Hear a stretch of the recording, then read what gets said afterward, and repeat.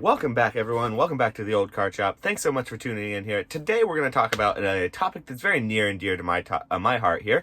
This is something we talk a lot about behind the scenes, but I don't talk a lot about and make actual videos about these types of things, but I really feel like we should. There's a lot of investment talk, a lot of hype talk, people saying that you should throw a lot of money at modern Pokemon, or you should throw a lot of money at vintage Pokemon, and while I do think there are a lot of things that there may be merit to some of these claims, I think there's some room to have caution for some of these types of claims as well. So what we're going to do is go ahead and look at my own style of top 5 video, and we're going to look at the top 5 what I consider to be modern Pokemon bags that people are holding these days. So first of all, we do need to sort of break it down a little bit about what exactly is a Pokemon bag. Now, a bag is sort of a bag holder.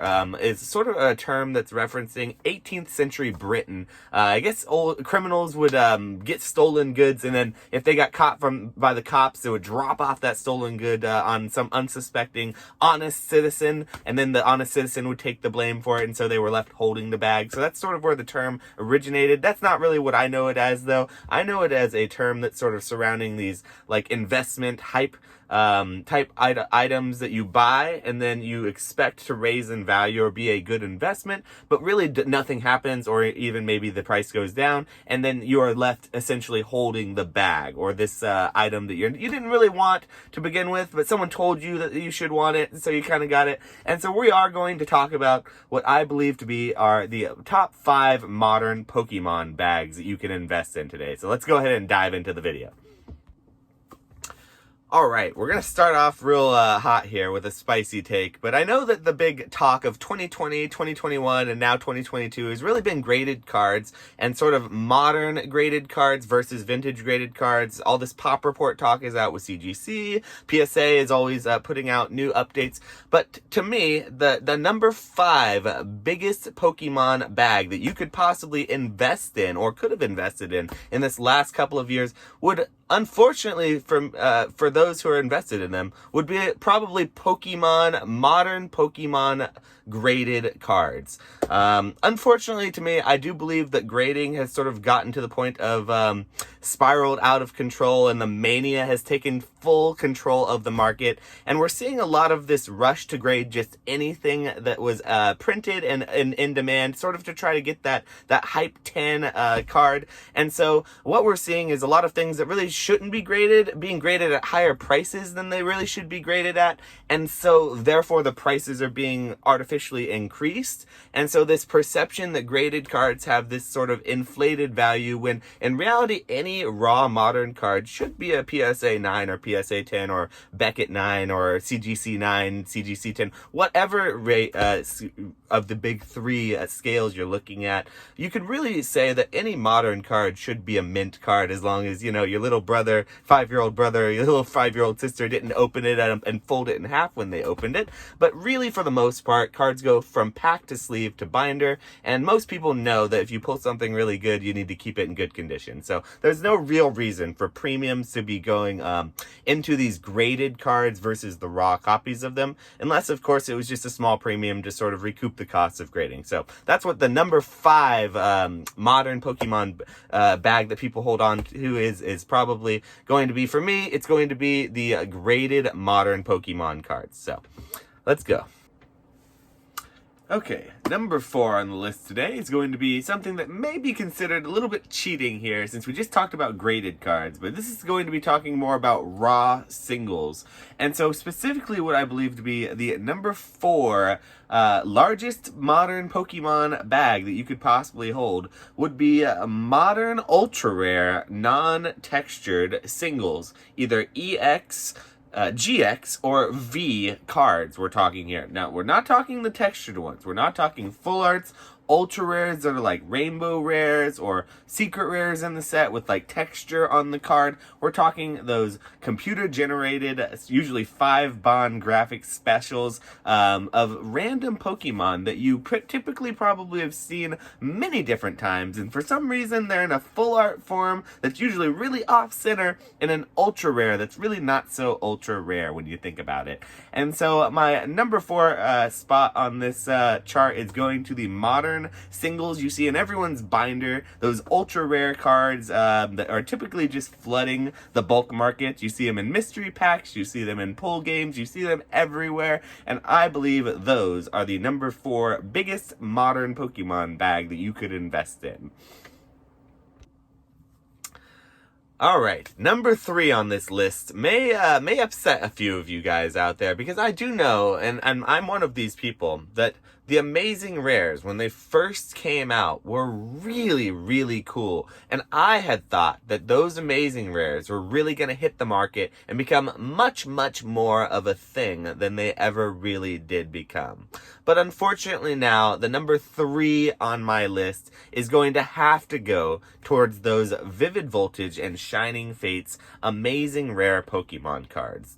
Now, if you all remember, the Amazing Rares, when they first were announced, were incredibly hyped. The whole market loved them, and the whole market wanted a whole set of PSA 10s of all of them. And so initially, each one of those cards, I believe, was trending at over $20 per card from the pre-release prices, some over $30. And so, looking back on that, and now where the Amazing Rares are sitting now at about a bulk, they're at that bulk rate, $1 to $3 per card, depending on which Amazing Rare. It's really sort of funny looking back on that, because I do believe now there's a lot of people out there who are looking at that and saying, well, old, that's an opportunity. Those are really cheap and really undervalued cards, and I think there's nowhere else for those to go but up. And that's where you're wrong. There's definitely place for those to go but up. They could go sideways.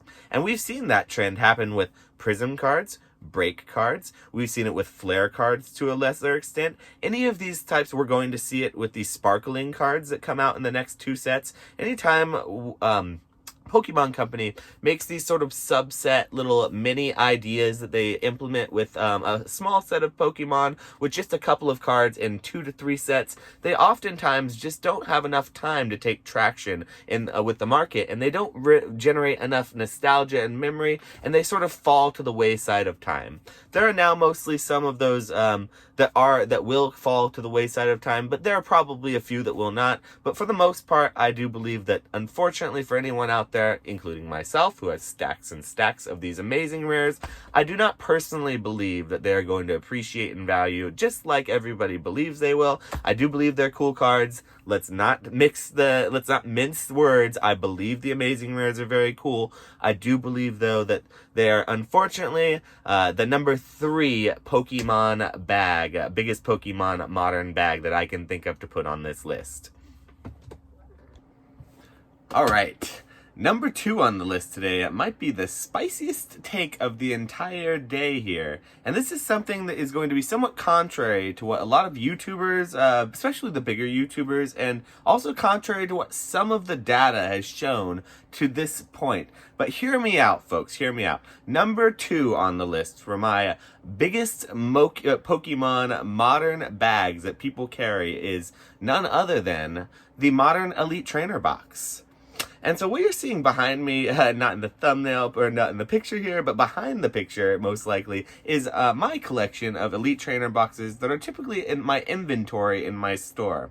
Now, I do have a small personal collection of Elite Trainer boxes as well. Those are strictly only from the holiday special sets that do not come in booster box version. But I do have a few ETBs in my personal collection. I personally believe that Elite Trainer boxes are simply bags shaped like boxes, and in fact, some of the biggest bags shaped like boxes I have ever seen in the modern Pokemon market. And it is a hard sell to look at a box like an Elite Trainer box. It is bigger and bulkier than a booster box, and it oftentimes, by a percentage based on what you get inside and value-wise, far, far less valuable than a booster box.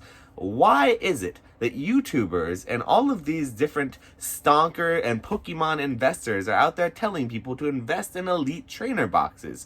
Well, simply, I can't answer that. All I can say is it baffles me. And when I see an Elite Trainer box, especially a modern, normal set, non-holiday, non-special set Elite Trainer box, all I see is a giant bag shaped like a box. And so that is my number 2 spot on the list, is the modern Pokemon ETB. I will want to say just a little small caveat. Many of you are going to go down in the comments and go on a rampage and say, oh, well, look at X, Y, or Z ETB. Looking at you, Plasma Storm, which is X amount of thousands of dollars, and the booster box itself is simply not that much, is not that expensive. Then what's going on there? You're clearly wrong, old. I just have to say, sometimes the market's wrong, sometimes the market's irrational, and there are always exceptions to the rule, but by and far, I believe you would be much, much better off if you're going to put the same amount of money into any modern. While I believe that modern is incredibly speculative and incredibly dangerous, I far recommend going for the booster box version, not the Elite Trainer box version, which for many years was considered to be far inferior to the booster box. So let's get to that top spot on the list here, guys. Okay, folks, we are here. Now, I do want to say, there were many cards that could have made this list, but this was probably the poster child, what I believe to be the biggest Pokemon bag that is possibly ever to have maybe existed of all time. And what this is going to be a little bit of a breakdown of this particular card, because first of all, on all outside fronts, you might look at this card and say, well, old, what are you talking about? This is a card that you absolutely want to throw your money at. And so, first of all, we just have to say it. The number 1 Pokemon bag of modern Pokemon bag that most Pokemon collectors are holding and will continue to hold, in my opinion, for years to come, is the Champions Path Promo Elite Trainer Box Charizard. Full Art Charizard. Now, this card here is a card that I know many of you have seen before. And if you haven't seen before, welcome to Pokemon. This is a card you should not overspend on. This is the single most, or if not the single most, will be the single most graded Pokemon card. Even more than base set Charizard. By the end of this next year, we will see it surpass, probably double the amount of any other Pokemon card ever graded of all time. And that's not because every single person who graded this card wanted this card in their collection. That's because every person who sent this card and got it graded was told that it was a Charizard, and Charizards would always be worth grading, and they would be always worth investing in and go up in price and value. And while I do believe that there's a little bit of merit in the old Charizard theory where anything that's got a Zard goes up in price, I don't believe that there's all that much merit in that. I believe there may be some, but not a lot. I do believe this particular Charizard, the Champions Path Elite Trainer Box Charizard, will go down in history as the single most graded card and a simple a staple or a figment of this time, a memento of this time in the hobby, where people really got into the hype and overspent and overgraded just this one single card. Now, there are other cards that are bad offenders. We're looking at you, Evolutions Charizard. We're looking at you, base set Pikachu, base set Charmander. We're looking at you, Evolutions Charmander, or Evolutions Hollows in general. Hidden Fates singles were overgraded. Almost every Hidden Fates single was massively graded in this boom, but there was no card that was a worse offender than this card right here. So if you are one of the modern Pokemon Charizard bag holders for this particular card, please, by no means, I don't mean to shame you in any way. I am just stating my particular opinion. I have a few of these Charizards as well, and I know many people who do, and I am perfectly happy to eat my words when they all go to $100 or wherever the target price is for these cards. But I do believe that this particular card is too obvious of a play, and it does feel as if it's sort of one of the biggest modern Pokemon bags that you could possibly be holding on to. And so, thank you guys. If you like these types of videos, please like and subscribe. We will be doing more of these in the future. But yeah, if you want to see more, thanks for stopping by. We'll be catching you on the next one. All right, stay classy. classy out there, guys.